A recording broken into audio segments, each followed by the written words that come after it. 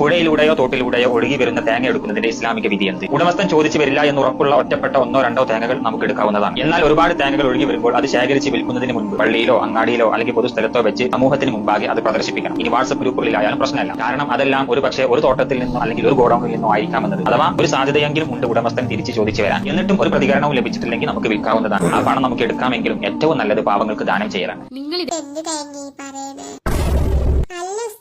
തേങ്ങ പറഞ്ഞോണ്ടോ ഞാൻ ഈ പറമ്പിലെ തേങ്ങയാണെന്ന് പറഞ്ഞിട്ട് തേങ്ങയുടെ പേര് എഴുതി വെച്ചിട്ടുണ്ടാവുക. അല്ലെങ്കിൽ തേങ്ങ സ്പെസിഫൈ ചെയ്യാൻ ഏതെങ്കിലും സിമ്പിളോ അല്ലെങ്കിൽ ഏതെങ്കിലും കളർ എന്തെങ്കിലും ഉണ്ടാവോ ഉടമസ്ഥര് കണ്ടുപിടിക്കേ?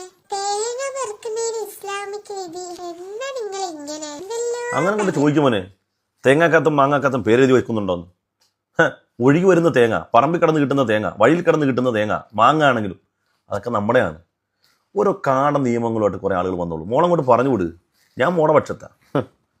അല്ല പിന്നെ മോളെ ഈ മതത്തിലെ, പ്രത്യേകിച്ച് ഇസ്ലാം മതത്തിൽ കുറേ കാട നിയമങ്ങളുണ്ട്. ഇപ്പം ഒന്ന് ആലോചിച്ച് നോക്കിയേ, നമ്മുടെ അയൽവാസിയുടെ കോഴി നമ്മുടെ വീട്ടിൽ വന്ന് മുട്ടയിട്ട്, നമ്മുടെ സ്വന്തം വീട്ടിൽ വന്ന് മുട്ടയിട്ട്, ആ മുട്ട നമുക്ക് എടുക്കാൻ പാടില്ലെന്ന്, അയാൾക്ക് തിരിച്ചു കൊടുക്കണമെന്ന് ആലോചിച്ച് നോക്കിയേ. എന്തെല്ലാം തരത്തിലുള്ള കാട നിയമമാണ്. അപ്പുറത്തെ വീട്ടിൽ, നമ്മുടെ അയൽവാസിയുടെ വീട്ടിലെ മരം നമ്മുടെ വീട്ടിലേക്ക് ചാഞ്ഞ് കിടക്കുകയാണെങ്കിൽ ആ വീഴുന്ന മാങ്ങ നമുക്ക് എടുത്തുകൂടാണ്. ഇസ്ലാമിക ചരിത്രത്തിൽ മക്കൾ അന്യൻ്റെ മുതലെടുത്ത് ഭക്ഷിച്ചതിൻ്റെ പേരിൽ വായിൽ വിരലിട്ട് ഛർദ്ദിപ്പിച്ചിട്ടുണ്ടെന്ന്. എന്തെല്ലാം കാട നിയമങ്ങളാണ്. എന്ന് മാത്രമല്ല, നമ്മുടെ വീട്ടിൽ നിൽക്കുന്നൊരു മരം അപ്പുറത്തെ വീട്ടിലേക്ക് ചാഞ്ഞ് കിടക്കുന്നു, അതിൻ്റെ ശിഖരങ്ങളും ഇലകളും ഒക്കെ അപ്പുറത്തെ വീട്ടിൽ വീണ് അത് അവർക്ക് ശല്യമുണ്ടാകുകയാണെങ്കിൽ നമ്മൾ ആ മരം നിർബന്ധമായിട്ടും വെട്ടിക്കൊടുക്കണമെന്നാണ് അവരാവശ്യപ്പെട്ട.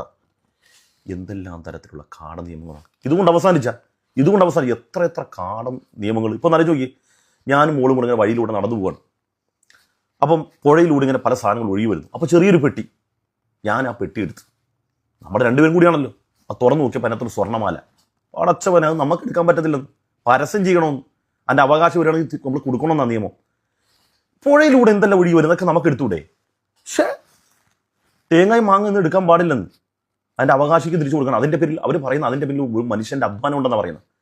ആ നട്ടവൻ്റെ നയിച്ചവൻ്റെ അധ്വാനമുണ്ട്. അത് മാങ്ങയാണെങ്കിലും തേങ്ങയാണെങ്കിലും അതിൻ്റെ പിന്നിൽ ഒരുപാട് പേരുടെ വിയർപ്പുണ്ട്. അതിൻ്റെ അവകാശം കണ്ടെത്തുകയാണെങ്കിൽ അത് അവർക്ക് തന്നെ കൊടുക്കണമെന്ന്. എന്തെല്ലാം നിയമമാണ്.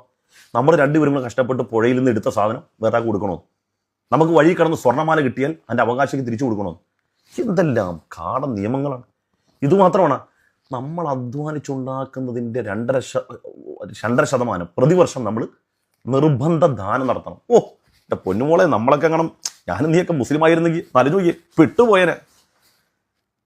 മോളെ, ഞാനും നീയും അധ്വാനിച്ച് ഉണ്ടാക്കിയ പൈസ നമ്മുടെ അക്കൗണ്ടിൽ കിടപ്പുണ്ടെങ്കിൽ പ്രതിവർഷം 2.5% നമ്മൾ നിർബന്ധ ദാനം, നമ്മുടെ ഔദാര്യമില്ലെന്ന്, നമ്മൾ നിർബന്ധമായിട്ടും കൊടുക്കണം. എങ്കിൽ മാത്രം നമ്മുടെ സമ്പത്ത് ശുദ്ധിയാവുള്ളൂ എന്നാണ് പറയുന്നത്.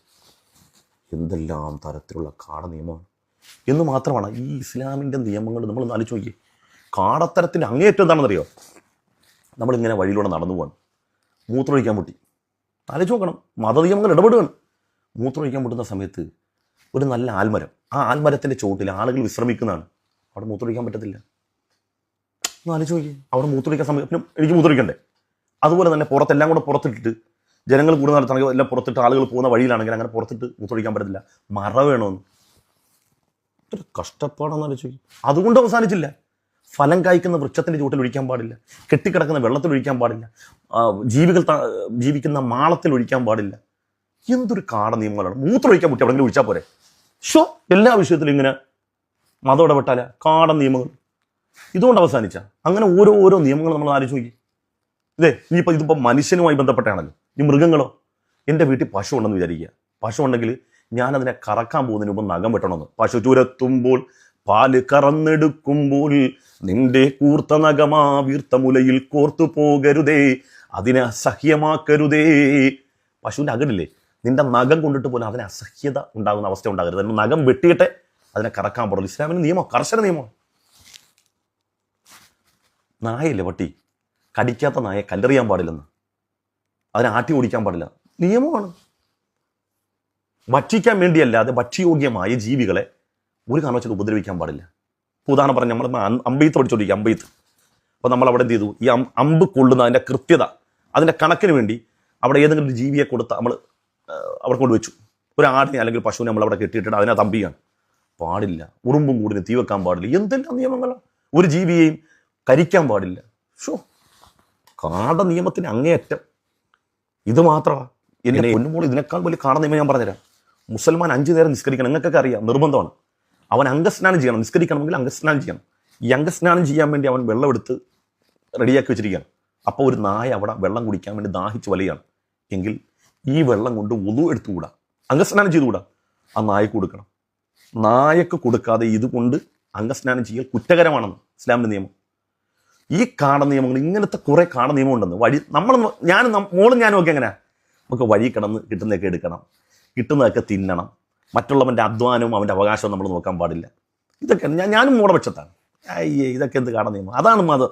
നമ്മൾ നമ്മുടെ വയറ് നോക്കുക, നമ്മുടെ കുടുംബം, നമ്മുടെ വയറ്, നമ്മുടെ ജീവിതം. ഇതിനപ്പുറത്തേക്ക് നമുക്ക് ചിന്തയും വരാൻ പാടില്ല. മോടെ ചിന്തയാണ് മോളെ യഥാർത്ഥ ചിന്തയെന്ന് പറഞ്ഞാൽ.